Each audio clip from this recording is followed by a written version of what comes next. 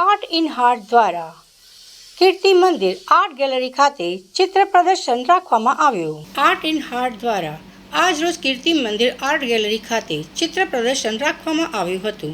આ ગેલેરીમાં 150થી વધુ વિવિધ પ્રકારના પેઇન્ટિંગ અને હાર્ટના ચિત્ર દર્શાવવામાં આવ્યા હતા.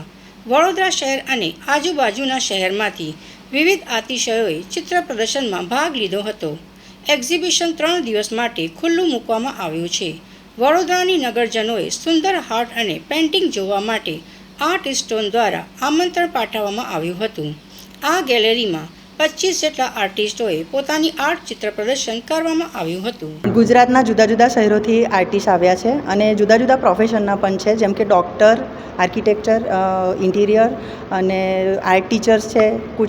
કોઈક એવા છે કે જે લોકો વિદ્યાર્થીઓ પણ છે, એટલે અલગ અલગ પ્રોફેશનથી પણ આવેલા છે, જેમને અમે પ્લેટફોર્મ આપ્યું છે. અને એ લોકોએ અલગ અલગ મીડિયમ, અલગ અલગ વિષયો પર કામ કર્યું છે. પાછળ તમે જોઈ શકો છો કે જે કેરિકેચર આર્ટ છે એ ખરેખર યુનિક આર્ટ છે, કે જેમાં સેલિબ્રિટીના ફેસ બનાવતા હોય છે, તો એમાં એના જે ફીચર્સ હોય છે એ બદલાઈ જતા હોય છે, પણ છતાં એની ઓળખ બદલાતી નથી. તો એ એક યુનિક આર્ટ છે.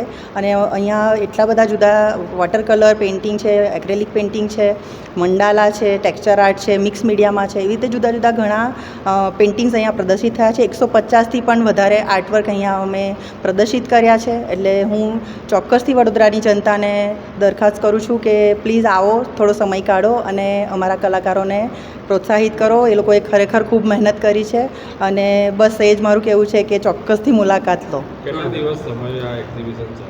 3 દિવસ સુધી અમારું આ એક્ઝિબિશન છે. આજે જેનું ઇનોગ્રેશન થયું છે, એટલે આજે, કાલે અને પરમ દિવસે, આમ 3 દિવસ, 1, 2, 3 મેના રોજ અમારું આ એક્ઝિબિશન છે. તો પ્લીઝ બધાને જ હું રિક્વેસ્ટ કરું છું કે ચોક્કસ આવો અને નિહાળો અમારું પ્રદર્શન. મારું નામ સીમા પરમાર.